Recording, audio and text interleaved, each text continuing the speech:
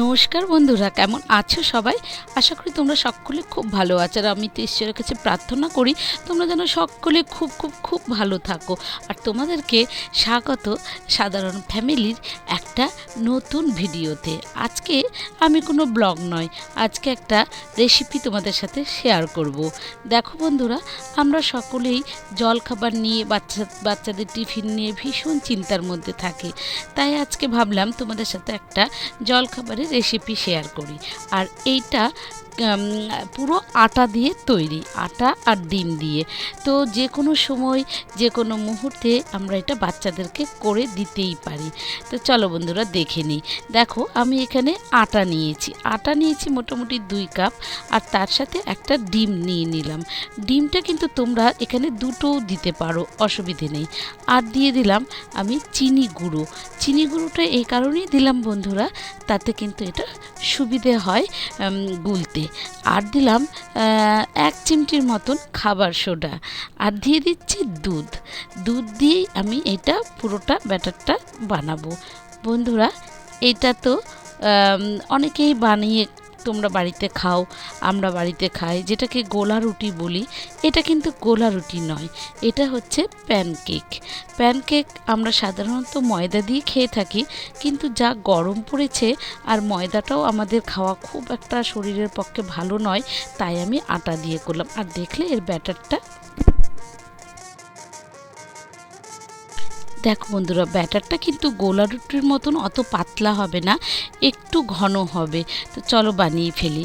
দেখো, আমি একটা কড়াইয়ে সাদা তেল ব্রাশ করে নিয়েছি। ব্রাশ মানে ওই চামচাতে করে দিয়ে খুন্তি দিয়ে চারিদিক থেকে ঘুরিয়ে নিয়েছি। তোমাদের কাছে ব্রাশ থাকলে অবশ্যই ব্রাশ ব্যবহার করবে। আর এই রকম 1 চামচ আমি দিলাম। এটাকে কিন্তু ছড়াবো না চারিদিকে, ছড়ালে কিন্তু এটা প্যানকেক হবে না, এটা কিন্তু গোলা রুটি হয়ে যাবে। আর প্যানকেক তৈরি করতে গেলে অবশ্যই ব্যাটারটা একটুখানি ঘন রাখতে হবে, গোলা রুটির মতো অত পাতলা করলে কিন্তু হবে না। আর জানো বন্ধুরা, আমি ভয়েসটা পরে দিচ্ছি, খেতে কিন্তু সত্যি বলছি খুব দুর্দান্ত হয়েছিল। তো দেখো, এইভাবে খুব কম তেলের মধ্যে আটা, ডিম, দুধ দিয়ে আমরা প্যানকেক বানিয়ে বাচ্চাদের স্কুলের টিফিনে বা আমরা ঘরে জলখাবারে কিন্তু খেতেই পারি। এইটা কিন্তু হেলদিও হলো আর পেট ভর্তিও খাওয়ার হলো। তো আমি দেখো আরেকটা বানিয়ে নিচ্ছি। দেখো তোমরা, আমি এখানটায় মিডিলে 1 চামচ দিলাম, মানে 1 হাতা দিলাম। এইটাকে আমি আর ছড়াবো না, এটাকে আমি আস্তে করে ঢেকে দেব। দিয়ে কিছুক্ষণ আমি জোরটা কমিয়ে রেখে এটাকে আমি এবার উল্টিয়ে নেব। এটা প্যানকেকটা না উল্টলেও কিন্তু হয়, কিন্তু আমি একটু উল্টিয়ে ওই পাশটাও একটু হালকা হালকা ভাজার মতন করে নেব। কিন্তু তার জন্য কিন্তু আবার কোনো তেল দেব না, ওই তেলের মধ্যেই আমি এটা করে নেব। আর দেখো, 1 চিমটি খাবার সোডা দেওয়াতে কতটা ফুলেছে। তো চলো, আমার কতগুলো বানানো হয়ে গেছে, তোমরা দেখো।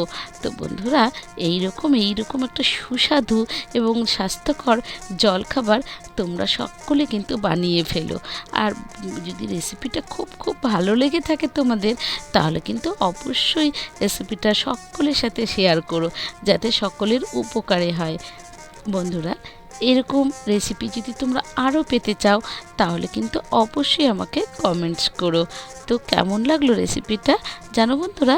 এর মধ্যে একটু ওপরে বাটার বা মধু দিয়ে কিন্তু তোমরা খেও। আমার মেয়ে বাটারও পছন্দ করে না, আর আমার ঘরে মধু নেই, তাই আমি বাটার মধু কিছুই দিতে পারলাম না এর মধ্যে। দেখো কি সুন্দর হয়েছে। এই রকম করে ওপরে কিছু 1 চামচ মধু দিয়ে দেবে, আর না হলে বাটার দিয়ে দিবে। বিশেষ করে এটা মধু দিয়েই খাই, মধু দিয়ে খেতেই ভালো লাগে। তোমরা কিন্তু বাড়িতে বানিয়ে খেয়ে দেখো। তো আজকের মতন এখানে।